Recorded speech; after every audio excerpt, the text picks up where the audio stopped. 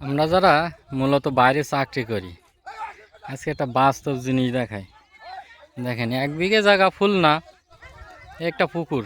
এই পুকুরে সবজি লাগায় 2 পাশ দিয়ে। আর এই আছে টমেটো গাছ। টমেটো গাছ, এখান থেকে শাক লাগায়।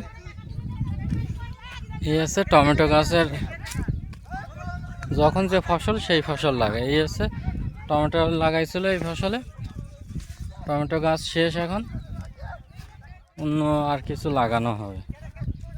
এখন আমরা যারা চাকরি, বেসরকারি খাতে যারা চাকরি করি, এই চাকরি করে আমরা কি হবে না হবে, চাকরি না থাকলে কি করব, এইসব চিন্তা ভাবনা করি। আসলে মাথায় যদি একটুখানি বুদ্ধি থাকে আর একটুখানি এরকম যদি কারো জায়গা থাকে, তাহলে মনে হয় না যে এত চিন্তা ভাবনা করে জীবন চালান। এই বেডে শাক রয়েছে, এই সবজি রয়েছে।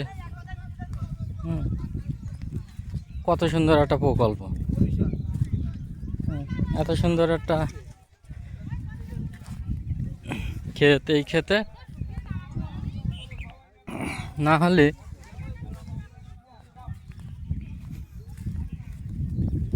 কত সুন্দর বেড করে নিয়েছে একটা ক্ষেত। এই যে আম গাছ,